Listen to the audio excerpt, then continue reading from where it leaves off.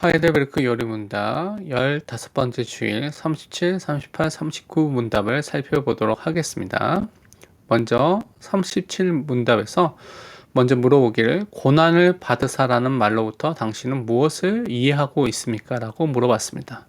사도신경에 있는 그 내용을 가지고 지금 설명을 하고 있는데요. 그 대답으로는 이 세상에서 그리스도의 전체 삶 동안에 특별히 마지막 시기 때에 그리스도는 모든 인류의 죄에 대한 하나님의 진노를 자신의 몸과 영혼에 받아들이셨습니다.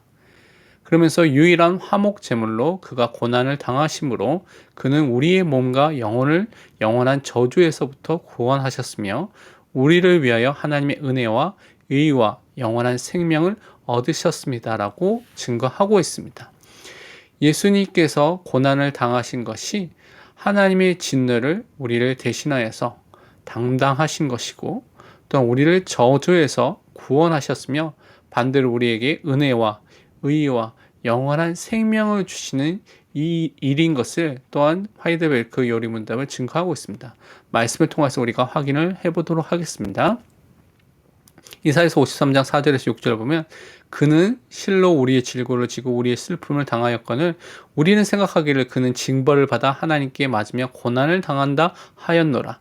그가 찔림은 우리의 허물 때문이요 그가 상함은 우리의 죄악 때문이라. 그가 징계를 받음으로 우리는 평안을 누리고 그가 채찍에 맞음으로 우리는 나음을 받았도다.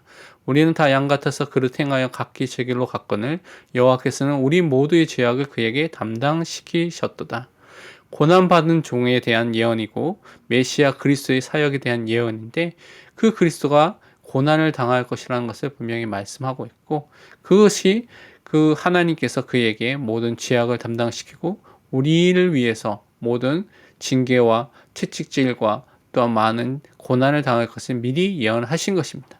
베드로전서 2장 24절에는 친히 나무에 달려 그 몸으로 우리 죄를 담당하셨으니 이는 우리로 죄에 대하여 죽고 의에 대하여 살게 하려 하심이라. 그가 채찍에 맞음으로 너희는 나음을 얻었나니라고 분명히 다시 한번 증거하고 있습니다. 예수님께서 십자가에 달려 죽으시면서 우리의 죄를 담당하시고 우리를 낫게 하셨다고 말씀하고 있습니다. 베드로전서 3장 18절에는 그리스도께서도 단번에 죄를 위하여 죽으사 의인으로서 불의한 자를 대신하셨으니 이는 우리를 하나님 앞으로 인도하려 하심이라. 육체로는 죽음을 당하시고 영혼은 살리심을 받으셨으니 그리스도께서 한 번 우리를 위해서 죽으셨는데 죄인들을 위해서 죄를 위해서 죽으셨습니다. 그래서 의인 되신 그리스도께서 불의한 자 우리를 대신하여서 이 모든 것들을 담당하셨다고 말씀하고 있습니다. 로마서 3장 25절에 이 예수를 하나님이 그의 피로써 믿음으로 말미암는 화목제물로 세우셨으니 이는 하나님께서 길이 참으시는 중에 전에 지은 죄를 간과하심으로 자기의 의로우심을 나타내려 하심이니 예수님이 하나님과 우리 사이에 화목제물이 되셨습니다. 하나님의 진노를 가라앉히고 또한 그것을 대신해서 예수님께서 다 담당하셨다는 것을 말하고 있는 것입니다. 히브리서 10장 14절에는 그리스도가 거룩하게 된 자들을 한 번의 제사로 영원히 온전하게 하셨느니라. 그리스도께서는 한 번 십자가에서 죽으셨는데 그것이 그 그리스도 안에 있는 사람들에게 영원히 온전케 되는 영원한 구원의 축복을 받게 되는 그 응답을 주셨다고 말씀하고 있습니다. 요한일서 2장 2절에는 그는 우리 죄를 위한 화목제물이니 우리만 위할 뿐 아니요 온 세상의 죄를 위하심이라. 예수 그리스도는 우리 죄를 대신하여서 화목제물로 죽으셔서 모든 저주와 진노를 담당하신 것입니다. 요한일서 4장 10절에는 사랑은 여기 있으니 우리가 하나님을 사랑한 것이 아니요 하나님이 우리를 사랑하사 우리 죄를 속하기 위하여 화목제물로 그 아들을 보내셨습니다. 화목제물 대신 그 그리스도를 통하여서 우리 죄가 용서함을 받게 된 것이고 또 하나님의 진노는 가라앉혀진 것입니다. 그래서 로마서 8장 1절 2절에는 그러므로 이제 그리스도 예수 안에 있는 자에게는 결코 정죄함이 없나니 이는 그리스도 예수 안에 있는 생명의 성령의 법이 죄와 사망의 법에서 너를 해방하였음이라 말씀하고 있습니다. 우리가 그리스도 안에 있는 사람, 다른 말로 그리스도와 연합된 사람, 예수 그리스도를 믿는 사람이 되면 우리에게는 더 이상 정죄함이 없습니다. 왜냐하면 생명의 성령의 법으로서 완전하게 해방을 받은 자유자가 된 것입니다. 로마서 8장 3절에서 4절 보면 율법의 육신으로 말미암아 연약하여 할 수 없는 그것을 하나님 하시나니 곧 죄로 말미암아 자기 아들을 죄 있는 육신의 모양으로 보내어 육신의 죄를 정하사 육신을 따르지 않고 그 영을 따라 행하는 우리에게 율법의 요구가 이루어지게 하려 하심이니라고 말씀하고 있었습니다. 진짜 예수 그리스도가 이 땅에 성육신 하셔서 또한 우리 또한 믿는 자들의 모든 죄를 담당하시면서 또한 율법의 요구까지도 다 성취하시도록 하셨다는 것입니다. 갈라디아서 3장 13절에는 그리스도께서 우리를 위하여 저주를 받은 바 되사 율법의 저주에서 우리를 속량하셨으니 기록된 바 나무에 달린 자마다 저주 아래에 있는 자라 하였습니다. 예수님께서 우리를 위하여 우리를 대신하여 저주를 다 받으신 것입니다. 우리를 구원하기 위해서 이 일을 하시고 우리를 속량, 구속하여서 참된 자유를 주셨습니다. 요한복음 3장 16절에는 하나님이 세상을 이처럼 사랑하사 독생자를 주셨으니 이는 그를 믿는 자마다 멸망하지 않고 영생을 얻게 하려 하심이라 말씀하고 있습니다. 유일한 아들 되신 예수 그리스도를 믿을 때 우리는 멸망하지 않고 영원한 생명을 얻은 존재가 되는 것입니다.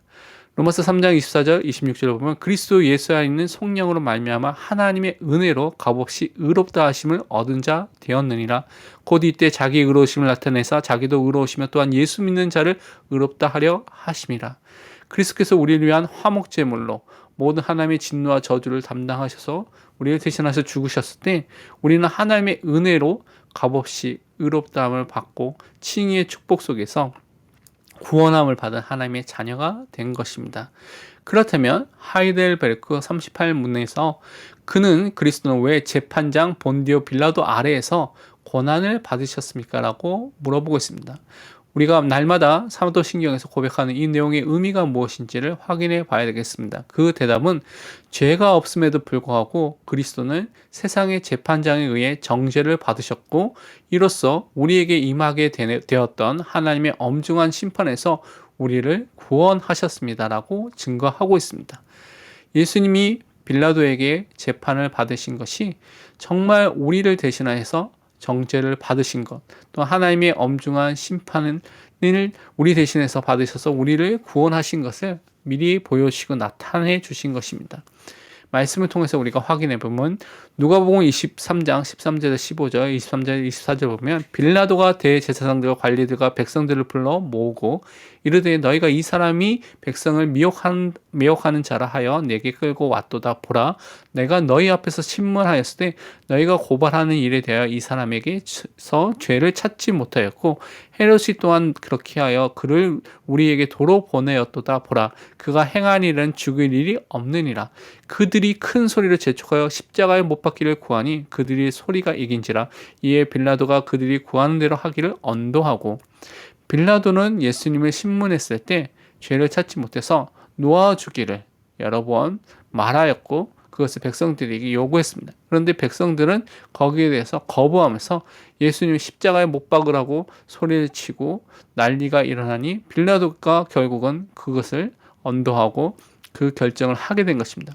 요한복음 19장 4절, 13절, 14절도 16절에도 동일하게 이 내용을 기록하고 있습니다. 빌라도가 다시 밖에 나가 말하되 보라, 이 사람을 데리고 너에게 나오나니 이는 내가 그에게서 아무 죄도 찾지 못한 것을 너희로 알게 하려 함이로라 하더라. 빌라도가 이 말을 듣고 예수를 끌고 나가서 돌을 깐 뜰 히브리 말로 가다바에 있는 재판석에 앉아 있더라. 이날은 유월절의 준비일이었다는 제6시라. 빌라도가 유대인들에게 이르되 보라, 너희 왕이로다. 이에 예수를 십자가에 못 박도록 그들에게 넘겨주니라. 여기서도 예수님이 아무 죄가 없다는 것을 빌라도가 분명히 밝히고 있음에도 불구하고 재판석에서 있는 그 빌라도를 향하여서 많은 유대인들이 또한 서기관들과 제사장들이 예수님을 십자가에 못 박으라고 요구했을 때 결국 그 재판석에 있던 그 빌라도가 그렇게 결정하고 심판을 하게 된 것을 우리가 확인해 볼 수가 있습니다. 이사야서 53장 4절에서 5절은 그래서 예수님께서 이렇게 빌라도에서 고난받고 이런 모든 것들이 또한 우리를 위해서 하신 것을 기록하고 있는데요. 그는 실로 우리의 질고를 지고 우리의 슬픔을 당하였거늘 우리는 생각하기를 그는 징벌을 받아 하나님께 맞으며 고난을 당한다 하였더라. 그가 찔림은 우리의 허물 때문이요 그가 상함은 우리의 죄악 때문이라. 그가 징계를 받으면 우리는 평안을 누리고 그가 채찍에 맞음으로 우리는 나음을 받았도다라고 분명히 말씀하고 있습니다. 고린도후서 5장 21절에는 하나님이 죄를 알지도 못하신 이를 우리를 대신하여 죄로 삼으신 것은 우리로 하여금 그 안에서 하나님의 의가 되게 하려 하심이라고 분명히 말하고 있습니다. 죄가 없으신 예수님이 우리 대신하여 정죄를 받으시고, 그래서 우리는 예수님 안에서 하나님의 의를 입게 되는 칭의의 축복을 누리게 된 것입니다. 갈라디아 3장 13절에는 그리스도께서 우리를 위해 저주를 받은 바 되서 율법의 저주에서 우리를 속량하셨으니 기록된 바 나무에 달린 자마다 저주 아래에 있는 자라 하였습니다 라고 말씀하고 있습니다. 우리를 위하여서 예수님께서 심판 때까지 서신 것을 우리가 확인해 볼 수가 있습니다. 그렇다면 39문답에서 먼저 물어보기를 다른 방법으로 죽는 것보다 그리스도가 십자가에 못 박혀 죽으심이 특별한 의미가 있습니까? 라고 물어봤습니다. 여러 다양한 사형 제도가 있는데 왜 십자가에서 죽으셨고 그것이 무슨 의미가 있는지에 대한 부분을 물어본 것입니다.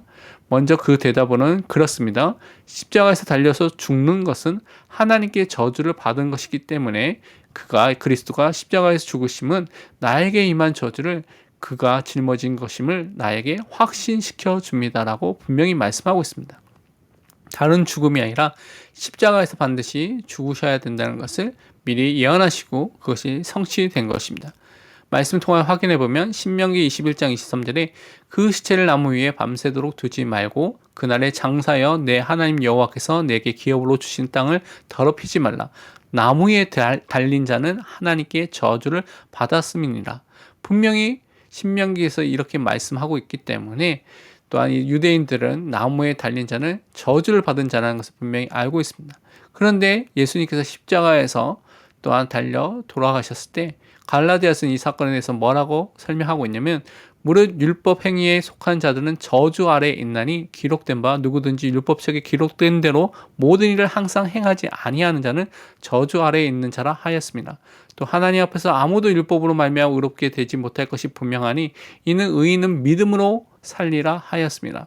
율법은 믿음에서 난 것이 아니니 율법을 행하는 자는 그 가운데서 살리라 하였느니라. 그리스도께서 우리를 위하여 저주를 받은 바 되사 율법의 저주에서 우리를 속량하셨으니 기록된 바 나무에 달린 자마다 저주 아래에 있는 자라 하였습니다. 분명히 말씀하고 있습니다. 우리는 이미 율법 행위에 속해서 저주 아래에 있는 존재입니다. 그래서 우리가 그 율법을 지키지 못한 존재이기 때문에 저주 아래에 있는 존재입니다. 그래서 의인으로서 우리가 믿음으로 살아야 되는데 우리의 힘으로는 이것이 불가능하다는 것입니다.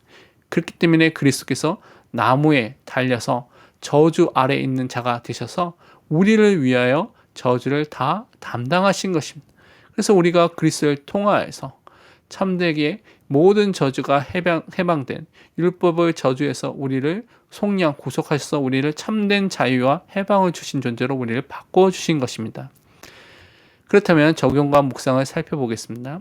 우리는 예수님이 고난당하심으로 말미암아 하나님의 진노에서 벗어나며 영원한 저주와 상관없이 하나님이 주시는 은혜와 영생과 의를 받은 자임을 정말 믿고 있는지, 그 하나님의 자녀인 것을 확신하고 있는지 점검해 봐야 되겠습니다. 예수 그리스도가 재판을 받으신 것이 우리를 대신하여 받으셔서 우리가 하나님 앞에서 재판과 정죄를 받지 않아도 됨을 정말 알고 감사하고 있는지 우리가 확인해 봐야 되겠습니다. 예수님이 십자가에 달려 죽으심을 통해서 우리가 받아야 할 모든 저주를 담당하셔서 더 이상 우리에게 저주가 없음을 확신하고 있는지 확인해 봐야 되겠습니다. 이번 한 주 동안 예수 그리스도의 고난과 재판 받으심과 십자가의 달리심을 통해서 우리에게 주신 완전한 구원의 은혜와 복을 말씀으로 깊이 묵상하는 시간을 가지시기를 바랍니다. 기도하고 마치겠습니다. 사랑과 은혜의 하나님 아버지, 예수 그리스도가 우리를 대신하여 고난과 재판을 받으시고 우리를 위한 화목제물로 죽으셔서 하나님의 진노 대신에 하나님의 은혜와 의와 영생을 우리에게 주심에 참으로 감사를 드립니다. 예수님의 십자가를 통하여서 우리의 모든 저주가 끝이 났으며 우리에게 더 이상 정죄가 없음을 확신하며 오직 예수 그리스도만을 날마다 붙잡게 하여 주옵소서. 우리 현장 속에서 저주와 재앙과 영적 문제로 고통당하는 모든 사람들에게 생명의 복음 되신 예수 그리스도를 증거할 수 있는 전도의 문을 열어 주옵소서.